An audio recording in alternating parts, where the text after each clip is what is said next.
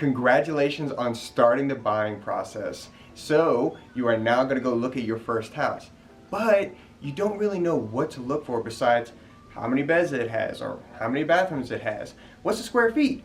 No, it actually gets more detailed than that, and I'm going to be showing you on how or what you should be looking for when you go look at your house. So let's go check it out.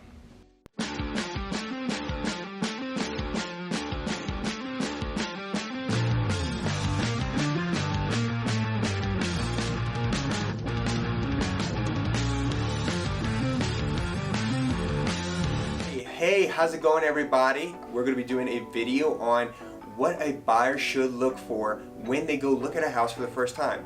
And just to introduce us, both of the guys here, my name is Joel. I'm with Godwin & Stone Real Estate, and the man next to me is a successful business franchise owner and / friend. So his name is Ed Rowley. Ed, introduce yourself. Good morning, everyone. Yes, Ed Rowley,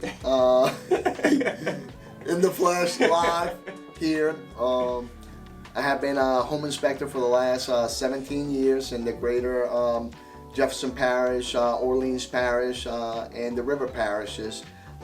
Currently have 4 other inspectors that are on my team, and we enjoy servicing the real estate community and first-time home buyers and multi-time home buyers and investors. That's awesome. So, Ed, I wanted to bring you in because you've been doing it for so many years. And the thing that buyers, that I see a lot of times with first-time home buyers and sometimes second home buyers, is that when they go look at a house, a lot of times they don't look for specific things. They're just looking for, hey, does it have bedrooms? Does it have bathrooms? Is it pretty in the house? So what I want you to do is to go over with us what are some simple tips and tricks to look out for things when they go look at a house. Now, the first part I want to start off is the exterior of the house. Now, obviously, they're not going to have a ladder with them. No, certainly. So we're not going to do the roof, but when it comes to the exterior, what are some things that buyers should look for? And that's a great question, Joel. First, number one, I would say never forego getting a home inspection. You will get many times return if you have a competent individual come out to do the home inspection. Secondarily, be proactive. There's certainly things that you can identify yourself when you come out to look at the properties out there. And some of the basic things are just somewhat common sense. Hey, you're looking for any significant cracks, pests or moisture entry points, and anything that may look unusual to you, it should certainly raise a flag on the home inspectors. And if you're present during the inspection, you can raise and be more interactive with the home inspector about potential questions that you may have. The home inspection is not only to evaluate the condition of the home, but also the home inspector should be there to educate you on the property as well. So, if I was a buyer and like you were talking about, looking for moisture or pet entries in the exterior, what are some telltale signs for that? Oh, certainly. I mean, if you see any type of organic growth, any kind of algae or greenery that may be forming around a crevice or a penetration, that's certainly going to be an indication. Any darkening or warping of the material could certainly be an indication of some moisture penetration or damage. Blistered paint, missing paint are certain indicators of some deficiency at that location. Now, in Louisiana, I mean, technically we should be underwater, but we're not, so thank God. So what you tend to see a lot of times in houses, specifically in Louisiana, is a lot of cracking. Now, should buyers be worried about that, or should they not be worried about that? And again, and this all falls under the category of severity and duplication. If you see it in multiple areas, certainly it could be a considerable expense to have those things repaired. In other cases, if you see some minor hairline cracking, it may be dismissed as just some of that, some typical movement, typical cracks. Depending on the width of these cracks, you may want to have someone seal those up to prevent moisture and pest entry points. When it comes to, sometimes when I go look at properties with my buyers, a lot of times I'll see the ground is lower towards the house. Would you say that that's a problem? That's certainly something that needs to be addressed, certainly a concern. As you know, here in southeast Louisiana, it rains as much as we see sun around here. Like it rained all this past weekend. It really did. And again, moisture intrusion into the structure can be mitigated by having the proper slope around the exterior perimeter of the home. So also having gutters, which is an engineered system to help redirect some of this water. And again, the grading around it should be sloped away from the foundation of the home to prevent moisture intrusion. Gotcha. Awesome. And when it comes to trees and like shrubbery and like gardens, like what do you recommend buyers for that? Listen, I love trees. I love trees. I love trees. They beautify, they make the curb appeal of the home improve. But some things to keep in mind, you don't want to plant a massive oak tree too close to the house. Not only can those branches, damage the roof, they can also serve as an avenue of approach for the many beautiful critters that we have here. Squirrels, raccoons, possums, and everything else that we have in our lovely area. Dude, raccoons are mean. Yes, they are. They are not friendly guys. Yeah, not friendly at all. What about when you say like trees close to, what about like plumbing? How do you treat it for like plumbing? Certainly, large trees where they're massive root systems can sometimes damage sewer lines. Okay. The roots will penetrate those lines, crushing them, impeding the flow. So those are certain considerations. In many of our neighborhoods, we have very nice canopies, very well developed. So large trees are not unusual in our area. Certainly a video pipe inspection to assert the condition of the underground plumbing is highly recommended in our area. But don't be discouraged by these things. I mean, these trees have been here for a long time. The plumbing has been there for a long time. So, provided that proper maintenance has been taken, there may not be any issues. That's great. So, what are some like not so obvious signs that buyers should look for in the exterior if like the roots like maybe penetrated the plumbing or anything like that? Again, very difficult to ascertain from ground level, without doing a video inspection. Okay. But certainly, as you're walking around the exterior perimeter of the home, you can look for any cracks, perhaps along the foundation line. If you're walking out in the yard and it hasn't been one of those rainy spells, and there's maybe a soggy spot on the ground, maybe an indication that some sewer water may be leaking, maybe a leak, or maybe a water line leak. So these are some things that you can do on the exterior. Right. But certainly you would probably want to rely on an expert to come out and evaluate these conditions. Funny story, because when I was going to college, the place I was renting had a septic tank. And so I went into the backyard one time and like there was just like a big old puddle in this one specific spot. And I was just like, what the heck is going on? And this was before real estate, and come to find out if the septic tank overflowed or something. In some of those older septic tanks, it's not uncommon when heavy rain forms, they fill up. And the septic tank, if it's not properly sealed, will overflow onto an area. Buyers can't obviously jump on the roof, but visually, what can they look out for when it comes to a roof? Certainly, one of the things that I like to recommend is, look at your roof and then maybe take a glance around the adjacent homes' roofs, and that would give you an idea, hey, does my roof look like the others, or do the others look much newer than mine? What happened? Why I didn't get a newer roof? That's a quick little glance. Now, when looking on your roof, obviously you want to look for the obvious things: lifted shingles, patches of some repairs. Certainly, Also, you can, try to spot if you see any shiny spots on the roof. That may be an indication of an older roof, or you're starting to see the fiberglass fibers if it's a seal tab roof. Right. And these are some of the basic things. But to truly get an assessment, you truly have to get on the roof, and that's typically where us as home inspectors come in. I try to walk all the roofs that I can get onto. That's great. I know there are like some houses, dude, those roofs are way up there. I was like, I do not know how, because I'm afraid of heights to a degree, and yeah, I couldn't do that. Again, it is one of those little joys. I don't get to go climb mountains, so I go climb houses. Now that we've covered the exterior of the house, and believe me, that was a lot to cover, but very important. Now let's cover the interior of the house. So let's start with like just general living area. What should buyers look out for? Certainly on the interior, just as many opportunities to identify some deficiencies.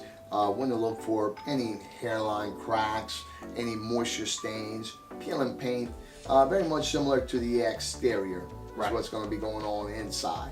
Nice. Now when it comes to cracks, like we said about the foundation, a lot of times you'll start like seeing cracks in the ceiling, cracks in the wall. Some cracks are not as big as others. What should we be worrying about that? And again, here you want to rely on the professional, but on just a one look over, certainly cracks can mean many things.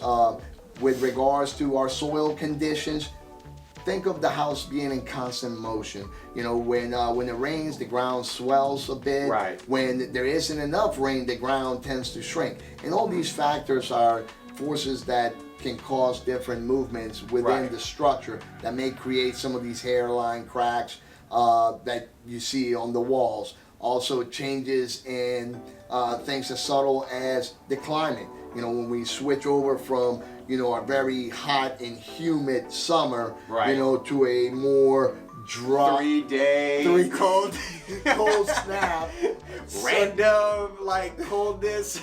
Hey, let me throw you this way.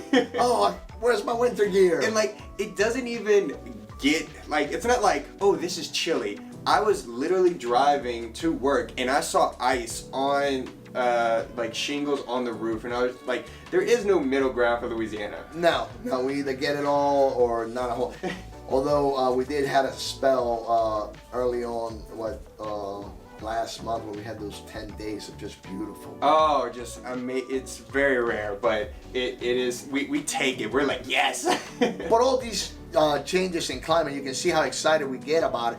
All these changes in climate, going from running the AC during the day to maybe run the heat early morning, all these factors can have an effect on walls, on paint, and different aspects of the home. Now, what about when you see like warping in the floor? So like, how when you walk in, you see some of the flooring looks like it's like you have like little hills. Again, these can be various factors. It can be, here we could be talking about a moisture situation, whether it be from air conditioning not removing enough humidity, could be something from maybe a slight leak under a cabinet. Also could be prone to installation. If it was, installed too tight and the house moved a little bit, it may cause the material to jam up, and you get some of that warping effect on it. So there's very different factors that you have to look at when you're talking about that particular condition. And a professional will be able to evaluate all those things. Nice. Now, when it comes to the electrical components of a house, I mean, obviously we want to make sure that in certain areas they are GFCI protected. And so what would you recommend for a buyer to get, or is there a device that they can get to check that? Certainly, Oh, what is he taking? Here we have our handy dandy outlet tester. They can be found in Home Depot and Lowe's. Let's try it out right here. Let's see it here. I feel like I'm putting my office on the spot. There you go. We're properly grounded. Our two lights light up. It has a legend that you probably can't see from here, but it lets you know what the light indicators mean. If you get the two lights light up side by side, it means that the outlet is properly grounded. and it's a 120 circuit, and we're good to go. So we're good to go here. Plug things away. Plug things away. When it comes to the kitchen, what are some things that a buyer should look for? Certainly, in the kitchen, you want to take a peek under the cabinets, maybe pull some of the drawers just to assess, what condition it might be in. Underneath the sink, you can, look for any potential leaks, any moisture stains that may have occurred in the past. Certainly, when you're in the kitchen, you may want to assess the number of outlets that they have on the counters. And that's of importance to you. And certainly you may want to look for GFCI outlets in the kitchen area. Today that is a requirement. Yeah. And certainly next to the kitchen sink should Nice. have that GFCI protection. And what about bathrooms? Bathrooms, again, checking under the cabinets, giving a once over, pulling a couple drawers to ensure that they're functioning as they should. Certainly today, with the advent of so many gadgets for the bathroom, certainly a wall plug is a requirement. And you may want to check to see that it's GFCI protected. And you don't have to test it, but you can do a visual evaluation. Typically, the GFCI outlets will have a test and reset buttons on those. Certainly, you want to look at the toilet. You may want to give it a little nudge to see if it's properly secured to the floor. And certainly in the tub area, you want to look if it's a tile wall. You want to make sure that there aren't any significant cracks, that the grout is properly applied. And just those visual things. You may want to turn the handles just to make sure that the water is flowing. What about the attic? The attic, man, is one of my favorite places. Why is that your favorite place? Well, there's so many things happening behind the scenes. In the living space, we see the lights come on, we see the paint, but the attic is kind of like the backstage. There's a lot of electrical wiring running through there. There's a lot of air conditioning equipment and ducts that are running through there, and in essence, is like the backstage where everything is happening for the magic inside the home, right? Yeah. And so, as inspectors, we hone in a lot in the attics because, again, you have all types of components. Not only do you assessing, again, the condition of the roof from the inside, looking at the roof decking. Now you can see it. Yeah. From the electrical aspect, you got all your wiring for your switches and outlets typically running through the attic. So we're looking for junction boxes and proper connections, and the wiring is properly laid out, not frayed or damaged.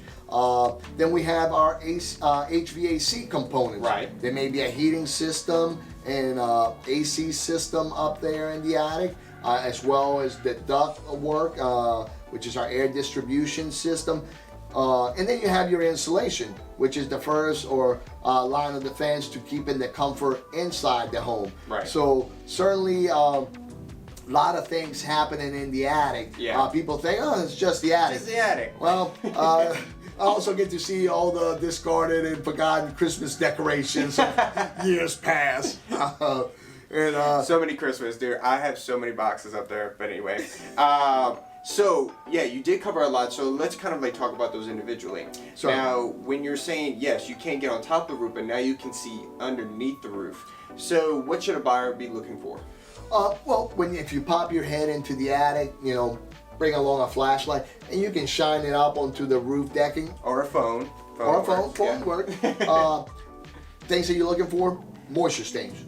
Hey, this can be something that you can address with your inspector once he does come out to do the inspection. I noticed these. What did you think when you were on the roof? And certainly us as inspectors, if we notice things on top of the roof from walking it, we're going to have in the back of our mind, make sure to look in this area because I saw some lifted shingles or exposed nails. See what might be going on in that particular area, which may validate what we already had seen on the outside. Or may uncover some different things as well. Certainly in the attics, we see a lot of remnants or stains of past roof damage and things of that nature. But if we able to see them and document it, then everybody would know. And you were talking about the HVAC system. So all HVAC systems, or they should have a drain pan. Certainly, if it's installed in the attic, most certainly it should have a drain pan. And I would go a couple steps further, by adding the float switch to that pan. And I would also recommend having a exterior drain line to that pan. Okay. Some people seem to want to save a couple dollars by only installing a float switch. And again, I remind people that mechanical and electric components can fail, especially when you talk about the extreme temperatures in the attic. An extra, 20, 25 foot of PVC pipe is not going to break the bank. And insulation. So what are some things that they should look out for? Insulation, certainly you want to look at how much of it is in the attic. If it looks compacted and minimal, certainly, that might be something that you may want to address with your home inspector. And maybe the type, if you're able, is it a fiberglass, is it a cellulose, is it a foam insulation, just so you know what type of material you're dealing with in the structure. Right. Thank you so much for taking this time. I mean, I learned a lot. That's why I love going to inspections, because just following you, showing me the different things, I'm always learning new things, and it always gets me exciting, and it helps out with my buyers too, because I can help point them those things. And thank y'all for watching this video. I hope y'all learned a lot. And Ed, go ahead. If people need to reach out to you, what can they do? Certainly, you can look me up on the web at housecallusa.net, or you can reach me at 504-388-3870. Awesome. Well, Ed, thank you so much, man. It's been a pleasure, Joel. Been a pleasure. And go ahead and make sure y'all click like, make sure y'all subscribe, and please share this video. And y'all have a great day. Bye.